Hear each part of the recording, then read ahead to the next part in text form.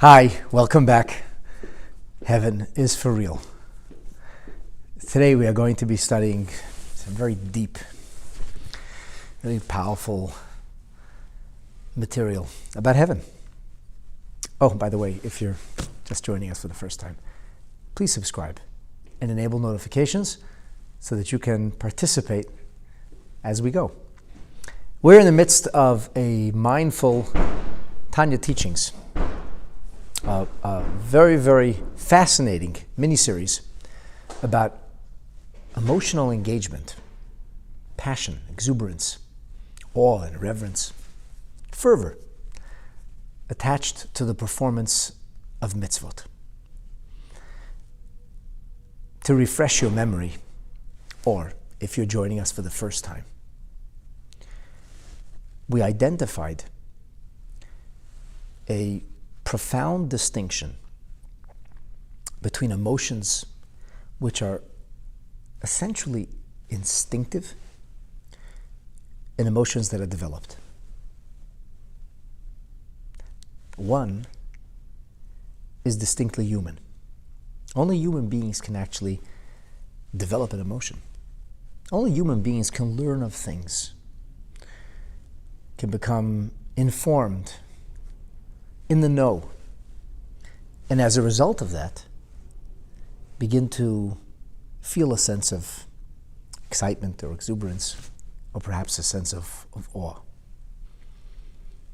When we talk about instinctual feelings, these are something that animals can have as well. Now, we were talking about the difference between very lofty people, very profound people, very spiritually minded people, people who could learn of spirituality, people who can become educated about realities that we can't experience in the flesh. And as a result of becoming educated and learning about these things, a person can begin to develop a very deep sense of attachment, to the point that it's something that excites their senses, and the loss of it is something that deeply worries them.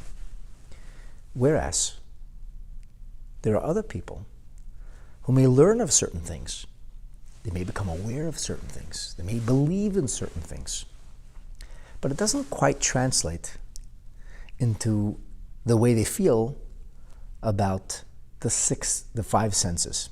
That sixth sense for spirituality isn't really finely honed. This is a bit repetitious. I do encourage you to watch the classes, at least the first two in this chapter. But just to recap, there are people who love food. They really do. They didn't need to go to school to love food. They didn't need to learn about culinary excellence to love food. They love food because food is their thing. They're foodies. And they know what they like. They know what they like by trial and error. They know what they like because of their experiences. There are some people who love to be outdoors. They're outdoors people. They enjoy fresh air. They enjoy the sunshine. They enjoy foliage. They enjoy being outside. They don't need to go to the school of botany to appreciate trees. They don't need to become experts in horticulture to appreciate vegetation. They know they're outdoors people. And there's some people who don't like being outdoors. They don't necessarily appreciate the rustic setting. They like comfortable things. They're creatures of comfort. They don't like roughing it. Now, some of this is attributed to nurture. If your parents took you for overnights as a small child, they may have nurtured a love for the outdoors. And some of it is an element of nature. Some of it was innate. There are, as a matter of fact, different children who grew up in the same exact household. They can barely be a year apart. Same father, same mother, same grandparents, same bedroom, same schools, similar groups of friends, and they can be worlds apart. There are identical twins that are very different. The point is this. The point is that at some point there is a very, very narrow line between nurture and nature. And you can only nurture so much, and a lot is attributed to nature. Nature is who you are. It's not because of what you learned. It's not because of what you discovered. It's not because of what you understood. It's because of what you relate to by nature. That's your persona. Now let's talk for a moment about serving Hashem. Suppose a person could get as excited about the performance of a mitzvah as you might something which you have a great love for. Maybe food. Maybe some kind of experience. And you'd get as excited. And the opportunity to perform a mitzvah would not only excite you, but bring you tremendous joy. And the possibility of contravening Hashem's will, of doing something which is antithetical to Torah, mores, or values, would frighten you to the point that you'd be as concerned about physical contagion or illness or discomfort. Can you imagine that? For the record, I can't. I can't. I know what physical, material things are. That's really how we're wired. So, in order to nurture a sense of passion and exuberance and excitement for Yiddishkeit, what you really need to do is tap into your nature. Because by nature, we really do have an inclination for things spiritual. It's not as powerful as the inclination we have for sensual libido or self-gratification, but it's still a part of who we are.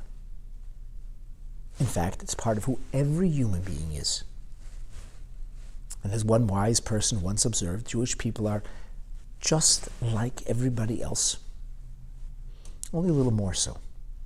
We have a larger appetite, a greater drive for the godly and the spiritual by nature. That's why we have more of a conscience or a guilt complex. That's why a lot of Jewish people are very frustrated about life, because they have no spiritual fulfillment to speak of. And yet, there is an enormous part of them that actually yearns and craves for that which they aren't getting. The result is a lot of frustration. There is a reason why when the cult craze swept the United States and Canada in the 70s, that the percentage of Jewish adherents was sometimes 10 times greater. I saw one study indicated nearly 10 times greater for Jewish people per capita. So when you talk about the rest of the population, there were the Jewish people, who are not even 1% of the population in the United States, far less than 1% in Canada, and we could have made up significantly more at any time of 10% in these cult followings. Why? What propelled us? What impelled us? What moved us along that continuum, seeking, yearning, hoping, anticipating, dreaming about spirituality? The answer is because there's an insatiable drive. It's called the neshama. The neshama is a nefesh, elikis, it's a godly soul. And the godly soul yearns for things that are not material and physical, but things spiritual and ethereal. And if it isn't given that satisfaction, it'll translate into frustration. When people don't get what they really want, they become irritable and frustrated. So the opposite of being satiated physically, I'm talking about from food, it's not just hunger. Hunger is the feeling of fullness. You can be either full or hungry. But along with the good feeling that satiation brings, a feeling of contentment, the opposite of the contentment feeling is the irritable feeling, a frustrated feeling. Something's missing. Something's missing, and because something's missing, all of a sudden you're irritable towards and about everything. It's not only a question of the food that you want, you're easily set off by all kinds of things. Everything becomes more annoying. You're not able to tolerate the things that you usually can because there's a need that's not being met. And when our needs aren't being met, we have this tremendous craving. I'm trying to illustrate to you the notion of the natural proclivity for spirituality. It's there. It's there.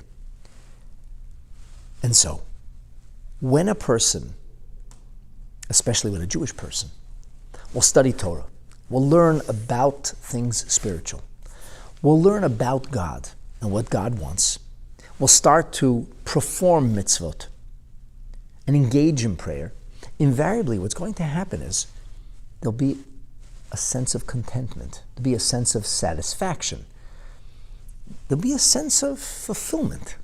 This works. It works. Because it's meeting a basic need you have, and you actually get excited about it. And when you're missing it, you're missing it. It frustrates you that you can't experience it, that you're not involved with it. Those are all instinctual. That's in the realm of the natural or organic. Now, if you could develop those feelings to the point that the spiritual satisfaction became not only on par, but in fact eclipsed the drive and need for spiritual things.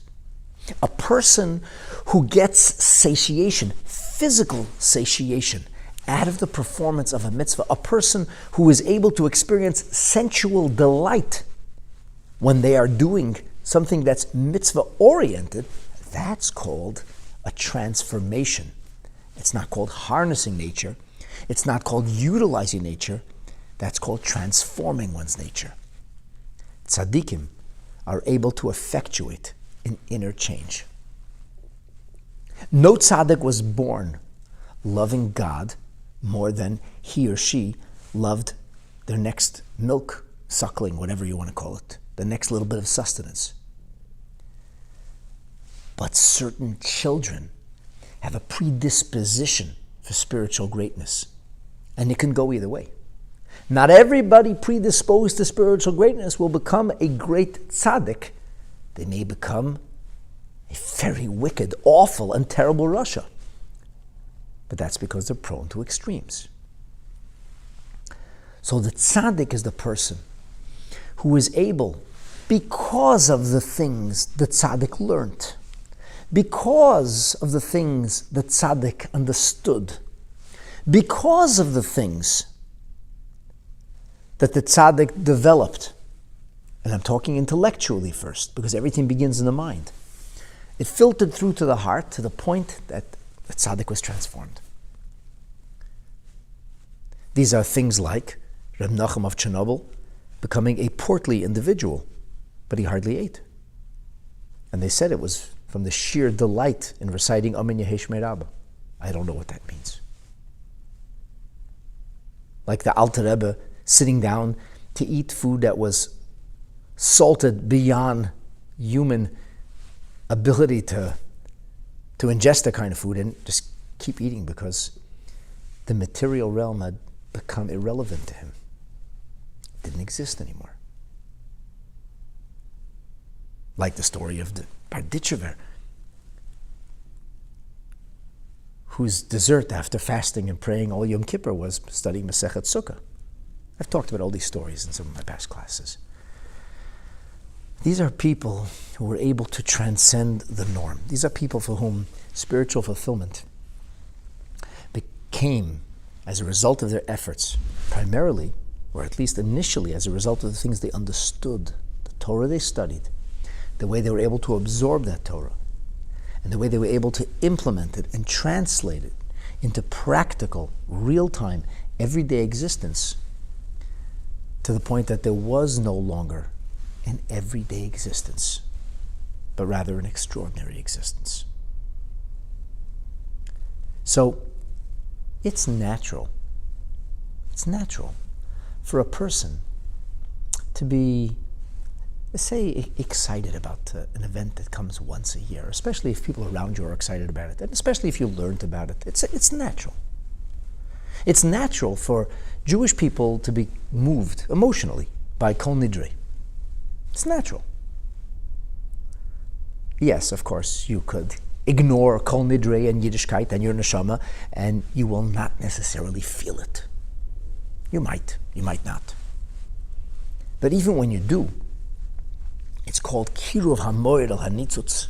It's when God is a little bit closer to us. The luminary, the source of light is closer to its sparks. Something moves, something stirs within us. But in truth, when you daven on Yom Kippur night, or when you daven Ma'ariv tonight, what is the difference? I mean, in either case, you're connecting with God. There's a sweet story told about the Hasidim of Rav Mendel of Kotsk. Menachem Mendel of Kotsk, one of the great leaders and developers of the Polish branch of Hasidus.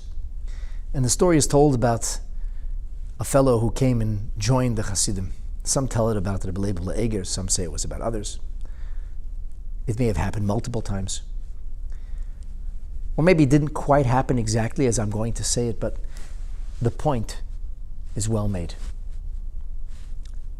A person coming from a very non-Hasidic background, attracted to the Hasidic way of life, attracted by the exuberance, by the energy, by the passion, and he's really taken, he's captivated. And a strange thing happens. It's Erev Yom Kippur, and the Gabbai announces, Ma'ariv tonight, evening services will be held at 6:30. And he thought to himself, evening services? It's Kol Nidre night. It's a big night. It kind of bothered him, but he glossed over it. And 6 months later, he had a similar experience. The announcement was made that dinner will be served in the communal setting for those who don't have where to be. Dinner will be served at 7:15 p.m. Now, this is the night of Pesach. It's no ordinary dinner. It was a Seder night. And so he approached Reb Mendel and he said, Reb Mendel, I'm disturbed. It really bothers me. I love the things that I've seen and heard and learned and experienced, but Kol Nidre night is Ma'ariv? The Seder night is Večera, dinner? To which he was told, he said in Kotsk, Jede Nacht is Kol Nidre, und jede Nacht is a Seder. Here, the goal is to be able to connect so profoundly with your Creator, with HaKadosh Baruch Hu, that every night becomes a Kol Nidre night, that every dinner becomes a Seder of sorts. The point, of course, is that it is possible for rare individuals to be able to shed the natural feelings and to be able to adopt and experience a different level of reality. Now, we have always maintained that Avodat Hashem is not that which comes naturally, but that which is performed as an act of devotion. If you go out of your way for your spouse, because you love your spouse, they will appreciate it. It'd be very rare if you really went out of your way and it wasn't noticed. But what if you didn't really go out of your way? What if that's the way you like it anyway? Anyhow, so you didn't do anything unique. You were planning to do this anyway. It doesn't resonate the same way. It's not appreciated as much. And of course, you might ask, well, if it's the thing he or she likes, what's the difference if it came easily or naturally? What's the difference if it went out of my way? Well, the way it is in human relationships, it's not simply about the act of libido, satisfaction, pleasure, or fulfillment, but it's a question of we understand and appreciate a sacrifice that's made for us. And somebody going out of their way makes a difference, or certainly makes more of a difference. It's a far greater level of appreciation when somebody goes out of their way for you. When we go out of our way for HaKadosh Baruch Hu, so to speak, at that point we connect to God in the profoundest of ways.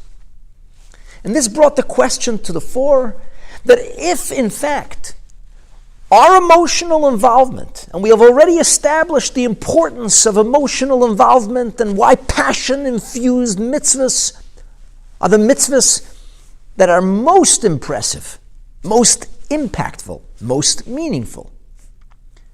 But if those passions, if that fervor, if that excitement, if that emotional exuberance, all that awe is something that's natural, well then, you didn't really go out of your way that much, eh? Alter Rebbe said, not so fast, not so fast. Natural emotions are also meaningful, especially because even the natural emotions take a great deal of effort. It is true that if you are only stimulating feelings that are beneath the surface naturally, it's not nearly as impressive. It's not as powerful as creating a new reality, but it's still of value. Not only is it of value, but it's actually angelic. And this is what we talked about. We talked about the difference between avodas hatzadikim and avodas hamalachim. The proverbial service of the truly righteous, which represents the notion of the intellectually stimulated change, true transcendence. And we talked about the notion of the way the angels worship God. And we said that the angels are metaphorized as chayas, as beasts, as animals. The spider spins its web, not because it's mean, greedy, capricious, because it's a spider. The scorpion bites its victim because it's a scorpion. The lion or tiger tear its prey because that's what lions and tigers do. And the angels are metaphorized as behemot and chayot. That's the imagery that Ezekiel sees on some mystical level and communicates to us in prophetic prose, speaking about El Pnei Hayamin. On the right he sees the Aryeh, he sees that lion. On the left he sees the ox. And this is carrying some kind of proverbial imagery of some human-like, humanoid kind of creature. And it's all metaphorical, it's all anthropomorphical. But the question remains, why use the metaphor of beasts or animals? And the answer that we gave and developed and discussed at great length was because the passion, the fervor that's found in animals is extraordinary. Stallions run far faster than Olympian men and women. The cheetah is a much better hunter. And yet, those creatures don't compete in the Olympics because those creatures don't achieve all of this through toil, effort, and hard work, but rather by rote instinct is what drives them. It's not to say that some lions or tigers aren't better or worse at what they do. It is to say that that's entirely reflective of nature. Now, all of this is just a preamble, because now we're going to talk about heaven is for real. Heaven, the heavenly reality. No, heaven's not in the sky. That's silly. Do you think that the stratosphere is closer to God than we are here in Earth's atmosphere? Do you think that angels live on Jupiter or Saturn? That's Narishkeit. That's absolute ridiculous tomfoolery. All of this is part of the material world. Where do angels live? In a heavenly realm and dimension. In a dimension that isn't limited to 5 senses, as are we. In a world that isn't comprised of 3D. Because the 3D world we live in means that we are necessarily stuck in one place at one time. We live within the constraints of time and space. Now, there is a reality that's transcendent of time and space. Not because it's outside of a certain space or inside of a certain space, for that is moot terminology. Heaven's right here and nowhere. Suppose you have an empty space, a room, and you have to store things there. So you could be really good at storage and figure out how to maximize the space, and you can fit such and such amount of possessions in this little storage area. Or you can be less effective and still jam in whatever you jam in. It's almost like a natural thing. My wife's much better at packing suitcases than I. Here's the point. Would it be reasonable to say that I have too many ideas in my mind and I can't fit any more ideas? Now, it's true that sometimes a person is tired. They've been studying assiduously for hours on end and they're just exhausted. They're spent. A person can say, my mind's not working anymore. It's numb. I can't think now. I'm too tired. Understood. You could be too tired to walk. You could be too tired to engage in meaningful conversation.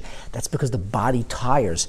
But is it because the brain actually got full of ideas and now it has no room left in it? I know people speak that way, but it's not really true. In fact, it makes no sense whatsoever. The more words that I utter does not mean the less space there is in this room. And at some point, I'll fill this room with words and there won't be room for anything else. Said no one ever, because that's ridiculous.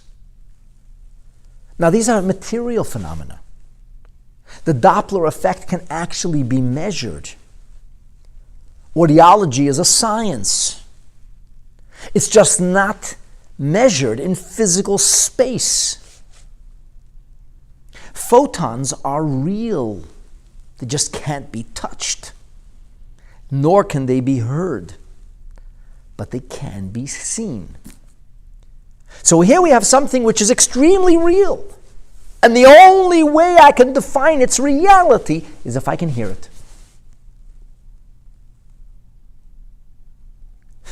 There's a little meme out there. I don't know what you would call it. It's a little video that somebody posted on Facebook recently. And it says, you'll hear what you read. And there are 2 different words side by side. And you hear what you read. And I didn't believe it until I tried it. And it actually works. So it's a nebulous sound. But your mind, when it reads that word, puts the sound together in the way that you'll actually hear what you're reading. It's phenomenal. It's a fact. So what's the truth? What was uttered? And the answer is, what was uttered is something that can be interpreted in different ways. People can hear in different ways. There are certain sounds or pitches that teenagers can hear and adults can't. So as far as you're concerned, there's silence. As far as somebody else is concerned, they hear a sound. What's the truth? The truth is, it depends what you're able to hear. The fact that you can't hear the sound doesn't mean there isn't a sound. It means in your world there isn't a sound. If there's something you can't see, you remember that picture going around, was a couple of years ago. Was it blue and white or black and gold? What is it really? I don't know. It's a range of color that could be interpreted differently by different people. So this is all about how we interpret. It's all about how we are able to apprehend, see, or hear. That's all part of the material world. Now imagine, my friends, that there is a reality that is transcendent of our five senses entirely. It cannot be seen, it has no color, it has no density. It doesn't even make sense per se. For if I were to tell you a brilliant idea, and what I say is ridiculous, makes no sense. See, that's not brilliant, that's ridiculous. That makes no sense. And then what if I was able to explain it to you or demonstrate it to you? And so what you thought made no sense actually did make sense. You say, oh, now it makes sense. No, it always made sense. Now it makes sense to you. Now you understand it. It sounded like gibberish until you understood it. But all of these things are part of the physical world, part of the physical phenomena. When we speak about a heavenly reality, we're speaking about something that we have no point of reference for. Silly paintings depicting heaven using earthly components are just silly. They're just silly. Because the earthly details or imagery is irrelevant to the heavenly truth and reality. That's the truth. Well, say heaven is for real. Not the way they depict it in the movies. Not the way somebody delusionally imagines it to be. Heaven really is. It's real. I believe it. Can I relate to it in any way, shape, or form? What does it mean that there are different heavens? If heaven takes up no space, how could there be different heavens? How could there be higher levels and lower levels? Well, you can understand when somebody says, this is a very, very high, very, very deep way of thinking. It's not high or deep. Digging a hole will not get you any closer to apprehension, and climbing a ladder will not give you comprehension. It's a euphemism. When we talk about this level of thinking or this level of knowledge is a higher level, or it's higher learning, it's not in physical density. It's not about proximity or height or color or sound. So today we're going to learn about heaven. Why are we learning about heaven? If I don't know what I'm talking about, and you don't know what I'm talking about, why are we having this conversation? The answer is because there's quite a bit that we can understand, believe it or not. There's quite a bit we can understand. I'm very serious about that. In fact, Hasidus Chabad specifically wants you to understand the deepest, loftiest, most ethereal and mystical secret truths in the most literal way possible. But obviously, we cannot draw on physical phenomenon to become a reflection of the truth of heaven. We learned in our previous classes that the neshamas of tzaddikim exist in the world of Bria, whereas the neshamas of malachim, or the reality of malachim, neshamas is not a good word, the reality of angels, exists primarily in the world of Yetzirah. And we live in the world of Asiya. And what does that mean? Really, what is even the point of this conversation? Talking about tzaddikim in this world or that world. We don't know what we're talking about anyway. What does it mean, worlds? We don't even know how to define each reality. It's all nebulous. It's all a mystery. It's all almost mumbo-jumbo to us. We're just saying words. Yetzirah, Bria, Asiya. What is the point? What does it mean? Why are we learning about it? Heaven is real. Heaven is real because it's real. But you and I can understand. We can understand about heaven because our consciousness, our psyche, our structure as a human being is patterned after a heavenly structure. That's the meaning of the words that our sages used. Mi besori echza eleka. From my flesh, I can see God. Flesh? How would flesh tell me about God? How would corporeality tell me about something which is non-corporeal to the nth degree? So Chassidus tells us it's not speaking about plasma, bone, or meat. It's not speaking about flesh in a fleshy or materialistic fashion. We're talking about the human psyche. We're talking about the realm of intellect, the realm of emotion, the gestalt of the human persona.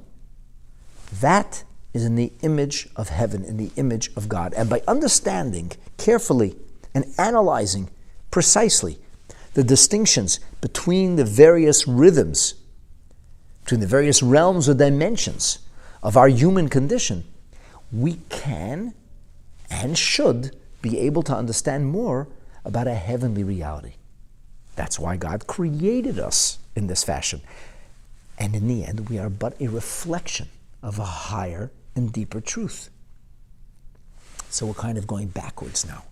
So God took these deep, profound truisms and filtered them through a world of physicality, and this is the way it looks on this end, proverbially speaking. And we now are trying to retrace our steps, trying to understand from the way we are how things are to be apprehended in a loftier and higher dimension.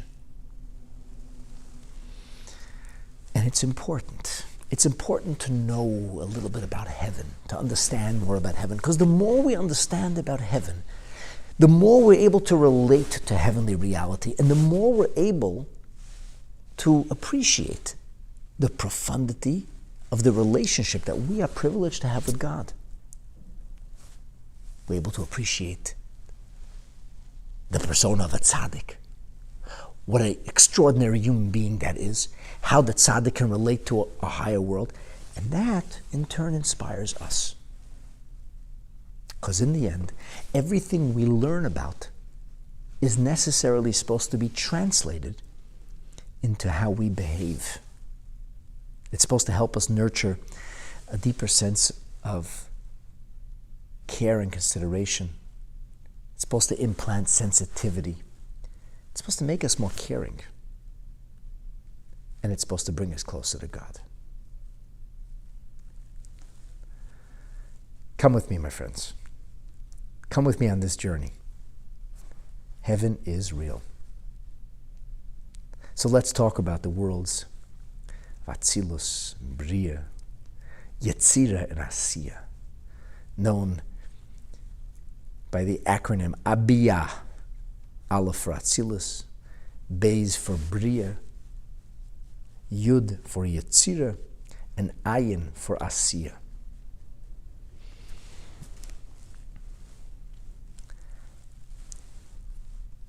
We've talked about the Eser Sfirot many times. These 10 dimensions of existence, of consciousness. Everything begins with an idea. Everything begins with an epiphany, a flash, an awareness. Aha. So that's what's going on here. Or, so that's what I want. Or, so that's my goal. Or maybe that's what they want. That's their goal. It all begins with getting it. You know, like people talk, do you get it? I finally got it. Now, invariably, after people get it, they will think about it. They will think about it. And if it's important to them, the more they'll think about it, the more they'll feel. So, for example, a person can discover a piece of information. The piece of information seems irrelevant to them. Say, okay, that's an interesting piece of information. But the more they think about this piece of information, the more they realize that what they've just discovered may well change their life, or may well impact somebody they already love, or something they already care about. Because they thought about it, and because they understand it, at some point, it doesn't just become an academic, theoretical, abstract, or intellectual thing. It becomes an emotional thing. I'm either in awe of something because of how awesome it is, how much greater than me it is, how small it makes me feel, or I'm really excited about it. I want that thing. This is a great piece of news. Or, really, that's a terrible piece of news. The more I think about it, the more I realize I'm going to be really angry about this, and I'm going to be really frustrated about it. And then I will invariably engage, communicate, because I have all these feelings inside me. I just described the Eser Sfirot for you. That aha moment is what we call Chochmah. Chochmah is understood by the acronym that its Hebrew letters form. Koach Ma. Koach Ma means here in a moment. A flash. Comes out of nowhere, it seems. In what some have called the idea well. Ideas just come out of things. Just come out of the blue. And Chochmah invariably is something in which I very much feel the idea and don't feel myself. It's not about me. Before I begin to analyze something, it's not about what this will mean to me, but rather what is it? The focus is on it. I'm trying to understand this thing. And invariably, after I understand this thing, and there's a nanosecond between pure Chochmah merging with Bina, if even a nanosecond, really, for the most part, the only way you can take the hot frying pan is if you're wearing that glove, and the only way you can actually grab Chochmah is if you have some Bina. Because the details are what give you the contours, the dimensions, the definition of whatever it is you're trying to understand. I shared this with you before. There's this notion that Chochmah and Bina are two best friends. In the language of Kabbalah, they're called Trein, Rein, Delay Misparshin, two best friends who never separate. So years ago, the famous Rabbi Dr. Abraham J. Twersky was here. He was in Toronto, and I was sitting next to him. We were waiting for an event to begin. He was speaking. And we had a very interesting conversation. And suddenly he said to me, "Close your eyes." So I did. And then he placed my hands on something. And he said, "What is that?" And from feeling it, I knew it was a key. I said, "It was a key." He said, "Why didn't you open your eyes?" I opened my eyes, and indeed it was a key. He says, "Why didn't you say it was metal?" I said, "Because it's a key." He says, "Yes, but the key is the specifics. The key is the form, the style, but the actual matter is metal. Why did you say it's metal that is in the form or shape of a key?" I said, "I don't know, because it was a key." And he said, "That's the meaning of Trein Redle Misparshin. You can't get Chochmah without Bina. You're always going to have to grab the Chochmah through some kind of Bina, just as every flame has to have a wick and a little bit of fuel. Otherwise, it's just evanescent, a passing flash. Nothing remains of it." So we typically will use Chochmah and Bina almost at the same time, if not at the same time. But theoretically, in our mind's eye, we could see a distinction between Chochmah and between Bina. And then there are the emotions. And the emotions are seething and impetuous, anxious and fearful. It's how we relate to the world around us. We either engage, we're attracted towards certain things, or we repel, or we're afraid of certain things, rejecting them.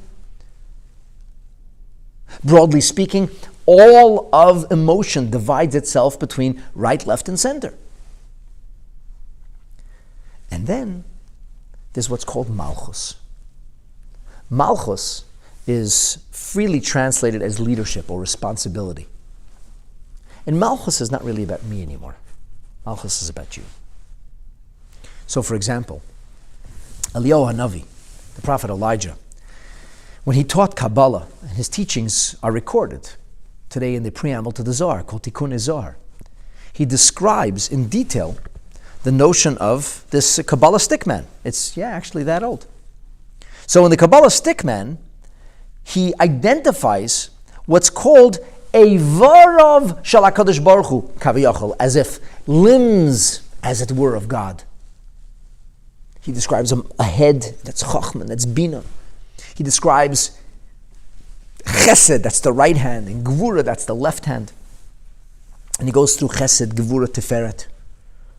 Right, left, and torso. And he talks about legs. And he talks about Yesod. Yesod is the end, the conclusion.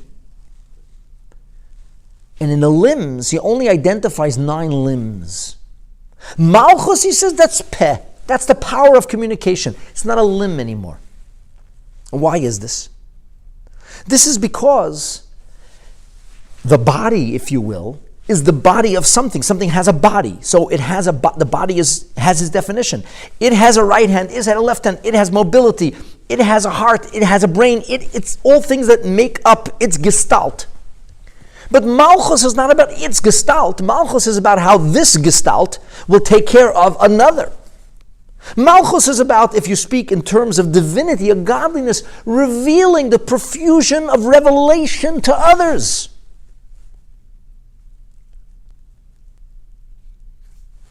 A woman is a woman before she's a mother. Her maternal instinct does not make her a woman, but a woman is prone to her maternal instinct. She will say when she becomes a mother that she feels fulfilled, for when one gives, one gets. And the more you give, the more you get. And the greatest act of self-development is self-transcendence. The greatest, the most fulfilling way to be able to feel whole is when you can provide for somebody else. Not everybody knows how wonderful it is to actually be able to help somebody, to actually be needed. It doesn't make you exist. I exist before I helped and after I helped. But when I was responsible, I was given this ability, given this responsibility, all of a sudden I felt different. Everything felt different about me. That's Malchus. It's on a realm of its own. In fact, sometimes we speak about the Sfirot, independent of Malchus. There's only 9 Sfirot. Malchus is almost outside of my own gestalt, outside of my own completion. It's about everybody else. You know that there's an expression that says, Ein melech belo am. You can't have a king unless you have a nation. We don't really know what kings are today. Kings and queens. It's like, think of it as a celebrity. Can you have a celebrity with no fans? If there are no fans, he's not a celebrity. What if your kids think you're a rock star? It's nice, but you're not really a rock star. A rock star to your children just means a regular mom and dad. Every regular mom and dad is a rock star. At least till the kids become teenagers. And then you're not bad once they become adults. But a rock star, you'll be if you're a rock star who's got fans, who's got celebrity. Celebrity power is only found, invested in the hands of the masses. And you can't be a celebrity without the masses. And the notion of celebrity status doesn't mean that these are people who really understand you or you're on the same level. You're able to engage with them. It means there's something about you that positively enchants the masses. And because the masses are enchanted, whether with your good looks or your ability to act, your ability to behave on a sports field, your ability to communicate or to sing in a way that delights them or play music or whatever else it might be, but there is something that has broad or mass appeal, and along with that comes what we call celebrity status.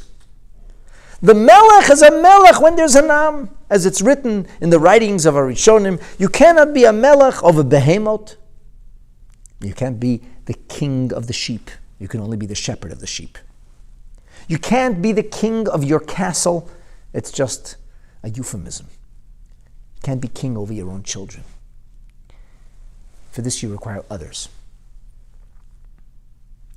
Napoleon Bonaparte was exiled by the British to a distant island. A distant island. And he would bark commands. And people would laugh. The few people, they would laugh at him. He was exiled. They stripped him of every ounce of his dignity, every vestige of power. He was a legend in his own mind. He commanded no army. He had no citizenry. Everything he built was finished. Was he still a celebrity? Did anybody even look at him? You know, there are sometimes people that get very famous at a very young age, and they're celebrities until everybody forgets about them. And they're no longer relevant. And there's an art to keeping your celebrity status. You have to know how to dazzle the fans, engage the fans. People are fickle. So the notion of malchus necessarily requires an Why am I telling this to you? Because in Chassidus it says that the four worlds of Atzilus, Bria, Yetzirah, and Asiya correspond to this division of the Eser Sfirot. And if we will understand more about who we are, we'll understand more about heaven. Because the different levels of heaven are in parallel to the different grades of who we are. Think about that. Within every one of us is a reflection of heaven and its various levels. Every one of us is capable of subconsciousness. We all have it. Every one of us is capable of ideas. You may not be an inventor, you may not be brilliant, you may not come up with great solutions or compose amazing music, but you can still get it. And the get it comes from the deepest part of your psyche. It's so deep sometimes, you don't even understand it. It's a mystery to you. That's like the world of Atzilut. And then there's the part of us that we're aware of. The part of us that we can actually control to some degree. The part of us we can choreograph. There's the way we analyze things, when we look at things. Now you're talking about the world of Bria. I want to understand this. I want to really think carefully about it. Then that's why, very interesting, we're told that it is in the world of Bria that the supernal mother nests. We're going to talk about this now in Tanya, about the notion of nesting. Nesting is a euphemism. Nesting means making a place yours. Nesting is actually a very feminine thing. There's a fascinating Hagar and footnote written by our Rebbe on a mimer of the Friedrich Rebbe from 1943, and he says that since nesting is a feminine concept, it says that Ema Mekanana Bekursaya, the mother nests in the throne, which is a euphemism for the concept of Bina, which is feminine intellect. Nesting in the world of Bria. So the Rebbe suggests that the reason we use the term nesting with regard to Abba, which is father, or Chochmah, for that's what seeds or initiates the process of the intellectual journey, much like a father or paternal figure in that act of procreation, where something is stimulated, but then it is only within the feminine that stimulated reality can grow, be nurtured, and developed. So it is also a flash of an idea. A seminal flash is what it's called, which is masculine terminology, which goes back to procreation. And then that flash can be developed, and developing that flash is the feminine intellect. That's the concept of Bina. So Bina nests in the world of Bria. And the Rebbe suggests that because it says Ema, Ilah, Mekanana, Bekursaya, because the supernal mother nests in Bria. That's why we use the language of Abba, that the Father, so to speak, nests in the world of Atzilus. But we don't really understand the world of Atzilus. We don't understand our own subconsciousness. So in Atzilus, what's felt is Spheres HaChochma. Chochma is not really understanding per se, it's the flash. A flash that comes and goes in a moment. You can understand the flash, but that's when you take it into Bina. That's when you take it to the next level. And so the world of Bria, where we start to have some kind of independence, something which is other, if you will, than God, begins with the notion of intellectual comprehension. And then it says that the 6 sfirot, Chesed, Gevorah, Tiferet, Netzach, Hod, Yesod, they nest in the world of Yetzirah, where things are formed. We're relating to what's around us. And finally, the world of Asiya, that's the notion of Malchus. That's the concept of Malchus. So let's study some Tanya together. Vahevdel shebinehem. So the last thing we learned in this chapter, it's page 102 in the original print. If you're following along in the traditional Hebrew-English edition, it's page 188 in the Hebrew and 187 in the English. We're going to turn the page in a moment. This is a page turner. So we talked about the world of Bria and the world of Yetzirah. So the Alter Rebbe says now, Vahevdel shebinehem. It's all heaven. What is it? Different, this heaven, that heaven. Heaven is heaven. No, not so. Heaven is not heaven. It depends which heaven. It depends which heavenly reality.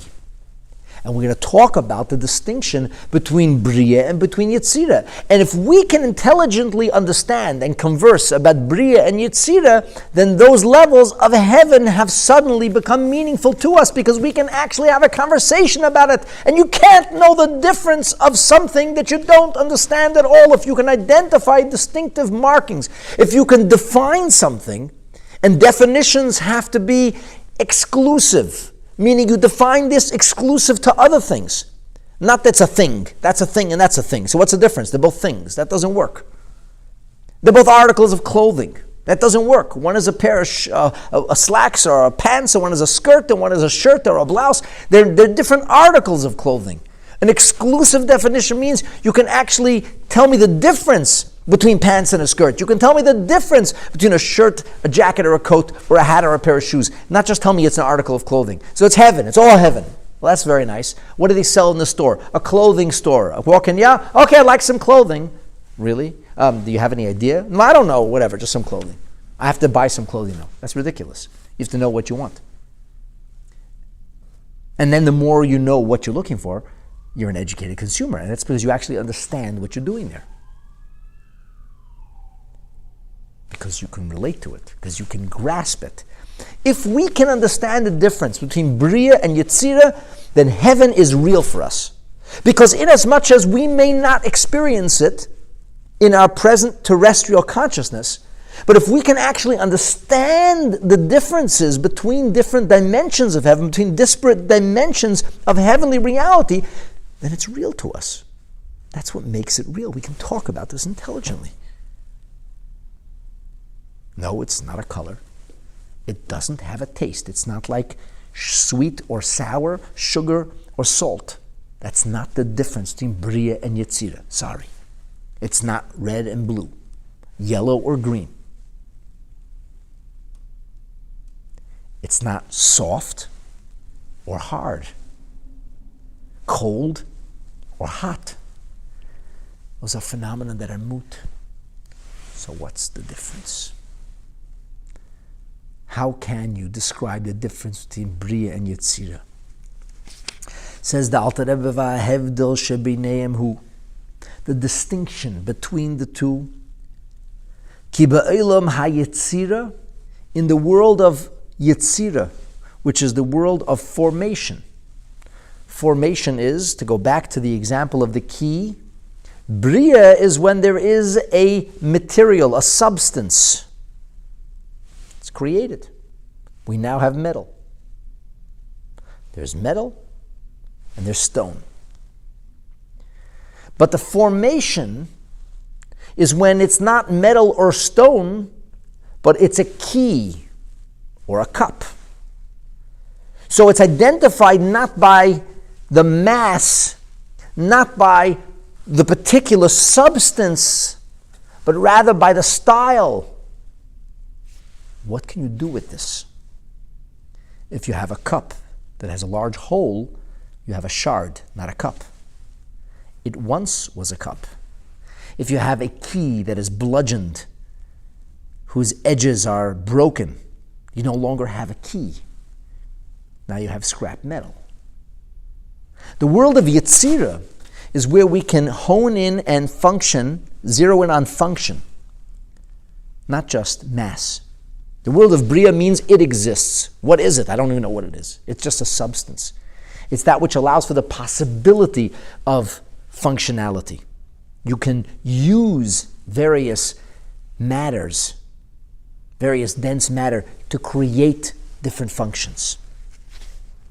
Va'hevdel shebineim hu ki be'elam hayetzira, in the world of formation, me'ireis sham mideisav shal ein seif baruch hu. In the world of formation, there radiates or shines the notion of emotion. What is the notion of emotion? Shehein, which that would be, or namely, ahavosei upachdei v'yirosei. You might be in love or excited and attracted to godliness. If you're one kind of angel, you might be in awe. You might be in a state of dread because you're aware or see things in a different way. So, the emotional relationship between that thing and between you is the kind of reaction you have.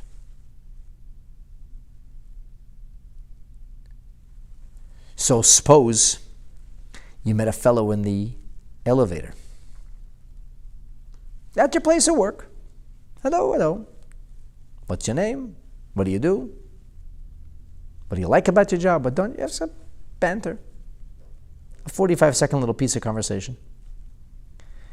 And you find out that that's the person who's just been brought into the company to chop people's jobs away. Company's in trouble. They've got to slash 60% of the workforce to save this company. And all of a sudden you say, uh-oh, I hope I made a good impression. And the next time you meet this person and you find that this is the person that's going to be deciding your fate, or that's what you think. Really, Hashem decides your fate, but you're not thinking along those lines or along those terms. All of a sudden you're looking at this person with a sense of dread. You want to avoid them like the plague. Scary guy. How do I not get noticed, you want to know? How do I impress this person? Suppose you're a person who's a fan of music. You love a particular form of music, say classical. You've studied it and you've learned about it. And you discover that you've just been conversing with the world's greatest expert on this discipline that you're so passionate about, but they were in disguise. You didn't even realize. How would you feel about that? And then once you know, how do you feel about it? You get really excited. Or you might get tongue-tied because of who that person is.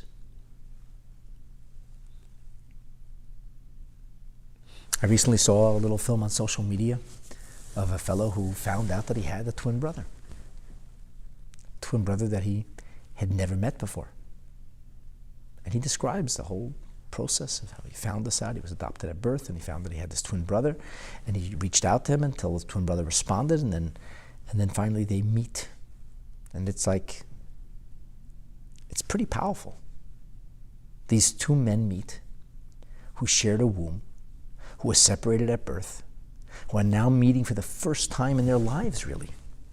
They look to be in their late 20s or 30s. And the emotion is palpable. But suppose they would have met a few weeks prior, but not knowing that they're actually twins. And suppose they would have been dressed so differently or have been raised in such different disciplines. Say one was a Hasidic Jew with side curls and a long beard, and the other was a punk rocker with no hair on his head. So they wouldn't even notice that they actually look very similar because they're framed so differently. Would they have had the same emotion? Now, that emotion is innate. That emotion it's natural. But you just need to know about the circumstances. So once you know about the circumstances, all of a sudden, it's the world where the emotion is stirred and piqued and comes forth.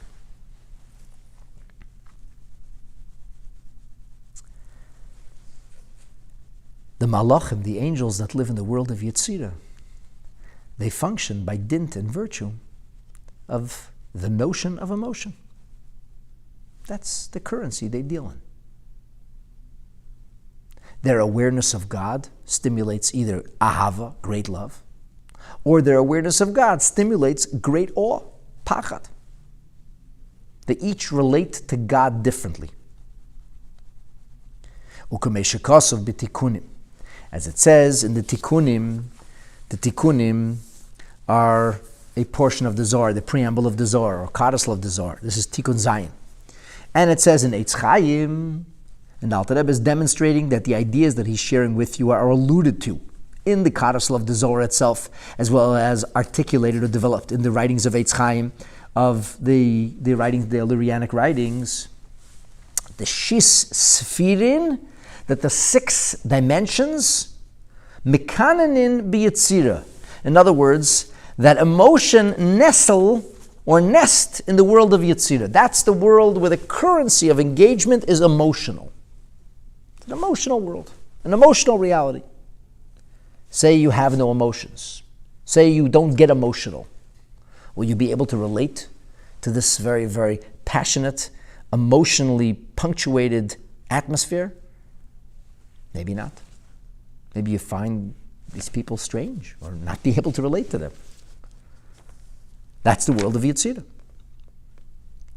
And because that's the case, because these malachim function in consonance with the emotional excitement that is stirred by whatever they know about godliness, but whatever awareness, the way they relate to God, emotions are how I relate.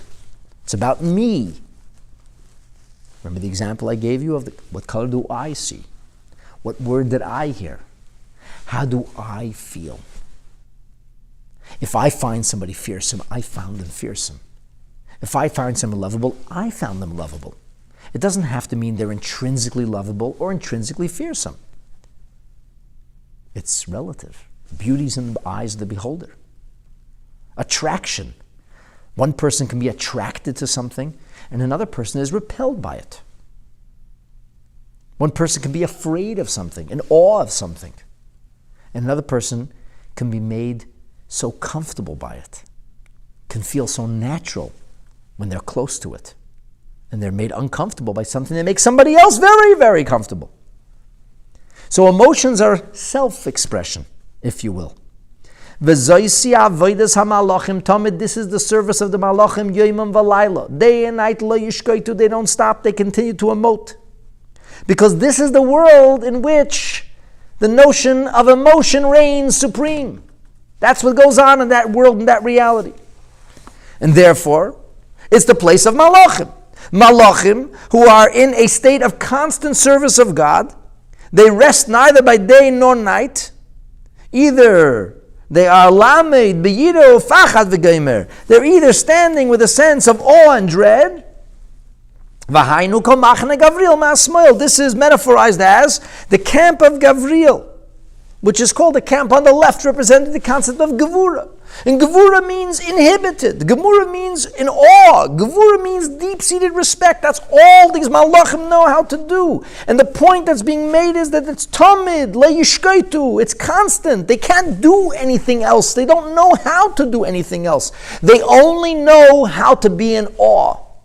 That's the way they're built. That's the only emotion. They don't have any color. They're monochromatic creatures who are programmed or equipped with a single emotion, awe. That's the only way they can relate. They are only in awe of their surroundings. They're not attracted to anything. They're in awe or terrified of it, overwhelmed by it. And then there's the other malachim. Avodas Machen and Michael, the Avodah of Machen and Michael, the Avodah there is expressed with great excitement, with a tremendous force of attraction, and that's all those malachim could do. Tamid, Yomim V'Layla, day and night, in every set of circumstances, all they know how to do is to love endlessly. That's the world of Yetzirah. Avo Ba'ilam HaBriya, but in the world of Bria, which this, as we talked about, this is the world where tzaddikim, so to speak, neshamas of tzaddikim are able to function.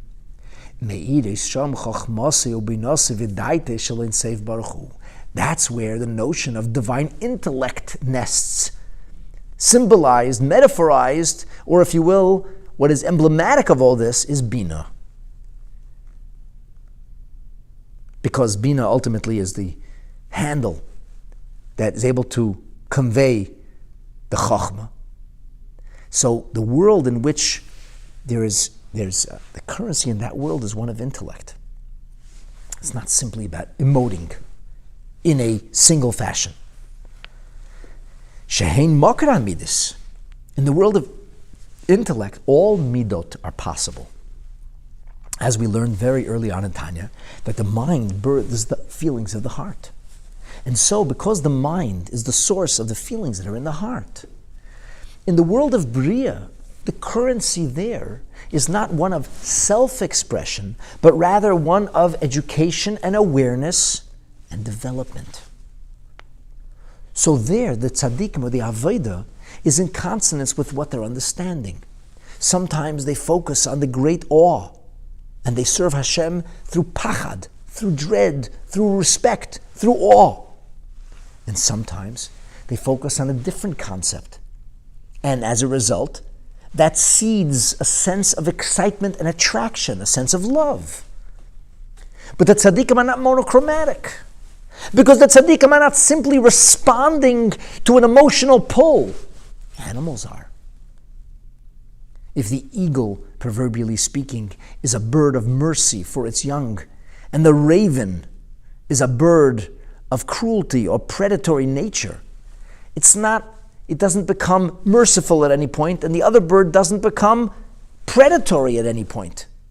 They just do what they do, because that's the only way they can be. The eagle can only be an eagle. He cannot be a raven.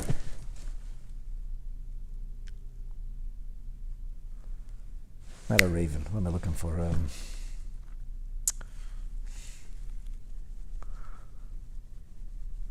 It'll come to me in a moment. A hawk.